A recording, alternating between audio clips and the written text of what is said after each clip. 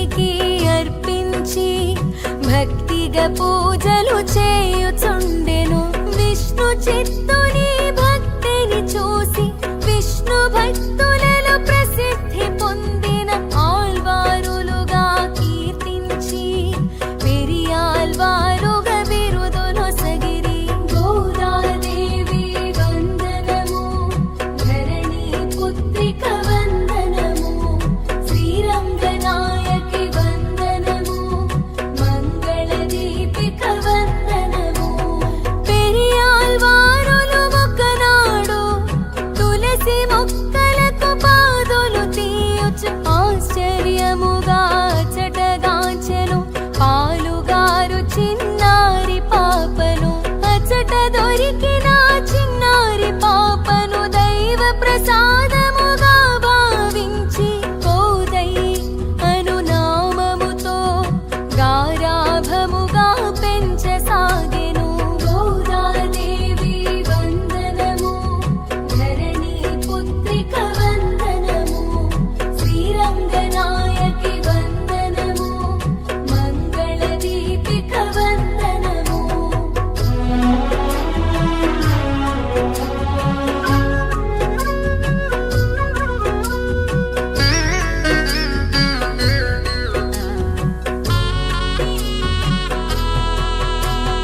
కోదై అనగా పూలమాల, కోదై నామమే కాలక్రమముగా గోదాదేవిగా మార్పును చెంది ఆ విధంబుగా ప్రసిద్ధి చెందెను. చిరుప్రాయమునే గోదాదేవికి భక్తి భావనలు అంకురించెను. కృష్ణలీలలను ఎల్లప్పుడూ ఆడుతూ పాడుతూ గడుపుచుండెను. గోదాదేవి వందనము, ధరణి పుత్రిక వందనము, శ్రీరంగనాయకి వందనము, మంగళ దీపిక వందనము. యుక్త వయసులో గోదాదేవికి భక్తి భావనలు ప్రేమగా మారి కళ్ళు మూసినా కళ్ళు తెరచిన నల్లని వాణిని కాంచసాగెను. విల్లి పుత్తూరు గోకులమ్ముగా తన స్నేహితులను గోపికలుగా అన్ని వేళలా భావన చేసి ఆ విధంబుగా చరించసాగెను. గోదాదేవి వందనము, ధరణి పుత్రిక వందనము, శ్రీరంగనాయకి వందనము, మంగళ దీపిక వందనము.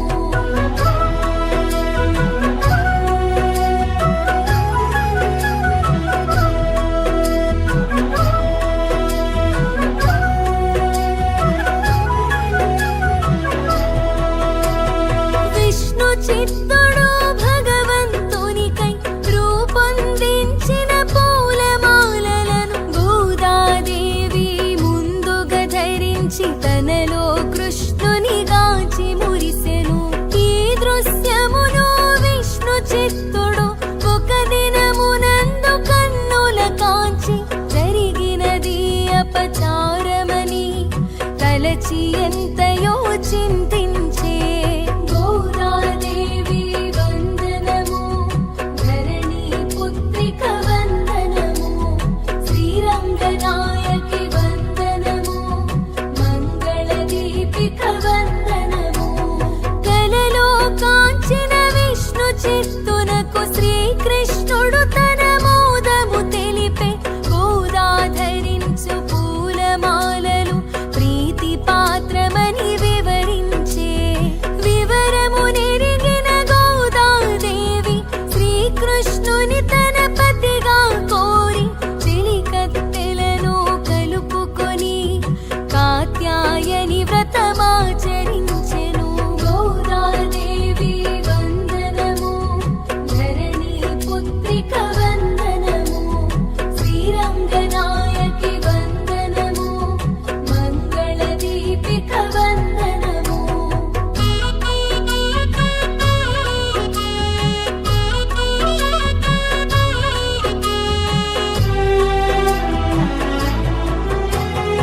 ఆహారానికి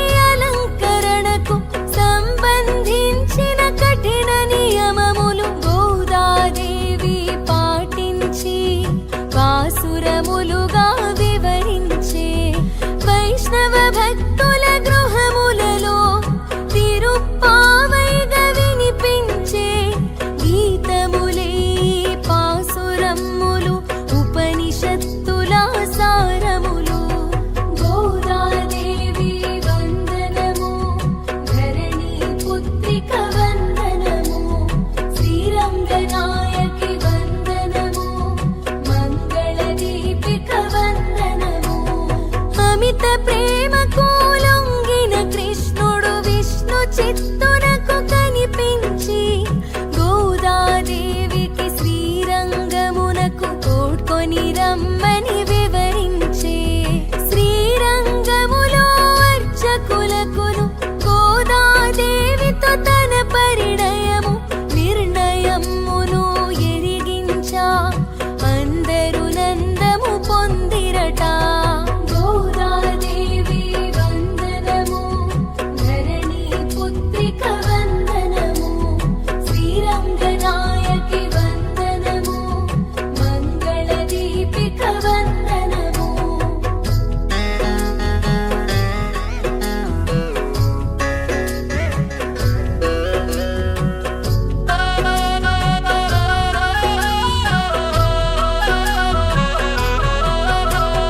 సకల పురజనులు వెంటను రాగా, అర్చకులందరూ తోడుగా రాగా, గోదాదేవిని తోడ్కొని వెళ్ళి ఆలయమందున ప్రవేశమందే. పెళ్లి కూతురుగా గర్భగుడి నందు ప్రవేశించిన గోదాదేవి ఎల్ల జనులును చూచుచుండగా రంగనాథునిలో ఐక్యమయ్యెను. గోదాదేవి వందనము, ధరణి పుత్రిక వందనము, శ్రీరంగనాయకి వందనము, మంగళ దీపిక వందనము.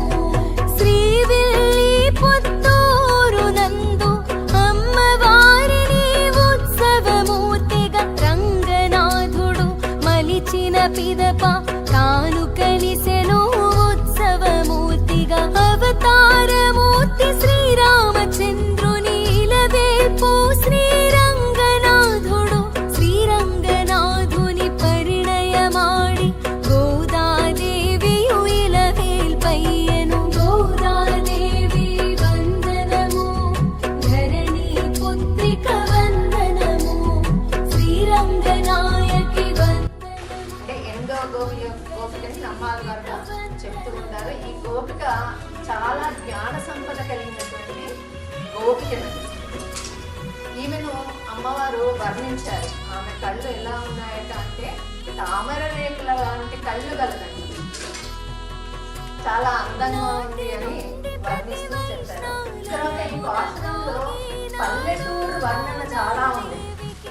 ఉదయం అంటే ఉదయించే మబ్బులు అంటాం కదా మన తెలంగాణలో, ఆ దాన్ని చాలా వర్ణించింది.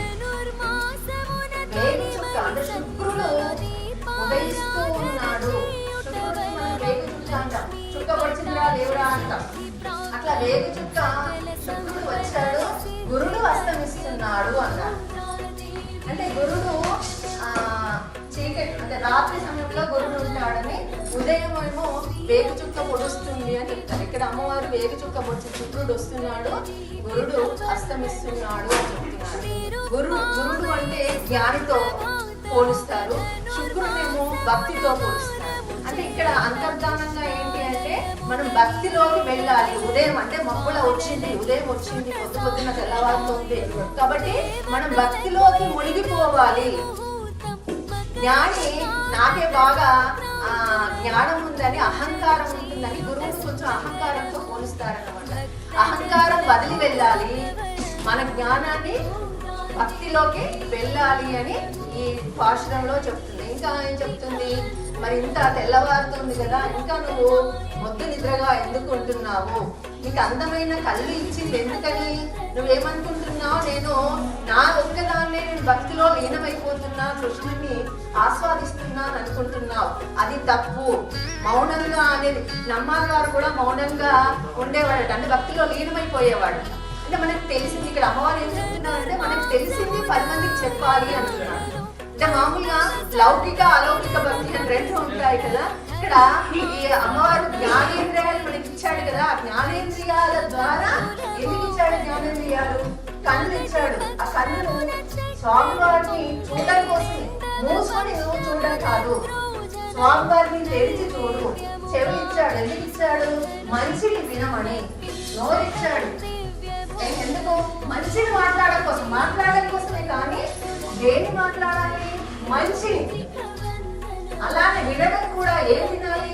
అన్ని వినకూడదు, మంచి విషయాలను మాత్రమే వినాలి. కాలు ఇచ్చింది దేవుడికి దగ్గరికి రావడం కోసం, చేతులు ఇచ్చింది దేవుడికి పని. అంటే ఇక్కడ జ్ఞానేంద్రియాలు సృష్టించింది అమ్మవారు. ఆ జ్ఞానేంద్రియాలు దేవుడి దేవుడికి అంకితం చేయాలి అంటుంది. నీకు అంత మంచి కన్నులు ఉన్నాయి కదా, నువ్వు మూసుకొని ఎందుకు నిద్రపోతున్నావు? రండి మనమందరం కలిసి స్వామివారిని అర్చించుకుందాం. అలానే తెల్లవారుతుంది కదా, చాలా మంచు కురుస్తుంది, చలిలో వణికిపోతున్నావు నీ ఇంటి ముందు. నువ్వు వస్తే కనుక యమునా నదికి వెళ్ళి చన్నీటి స్నానం చేద్దాము అంటుంది. నేను చిన్నప్పుడు అనుకునేదాన్ని, ఏంటి చలికాలం చన్నీటి స్నానం ఏంటి అని. రీసెంట్ గా ఒక చర్మ డాక్టర్, స్కిన్ డాక్టర్ చెప్తున్నాడు, చలికాలంలో వేడిని చేయకూడదండి. వేడిని చేస్తే స్కిన్ పాడవుతుందండి. అందుకే మన వాళ్ళు అన్ని తెలిసే ప్రతిదీ మనకి సైన్స్ కి దగ్గరగా ఉంది. అంటే మనం నిలబెట్టడం ఉంటాం కదా, ఈ నెల రోజులు చలి ఎక్కువగా ఉంటుంది. ఈ చలికాలంలో చన్నీటి స్నానం చేసినట్టయితే మనకి స్కిన్ కి మంచిది అని చెప్పేసి ఇక్కడ కూడా అమ్మవారు అది చెప్పారు. యమునా నదిలో మునుగుదాము. ఎందుకోసం యమునా నదిలో మునగడం? భక్తిలో మునగడం అని చెప్తున్నాం. మనము యమునా నదిలో లోతుగా మునుగుదాం, భక్తిలో లోతుగా మునుగుదాం. అలానే పక్షులకు ఇంకొక ప్రతీక. పక్షులు గుంపుగా వెళ్తాయి ఎక్కడికైనా, ఒక్కటి వెళ్ళదు.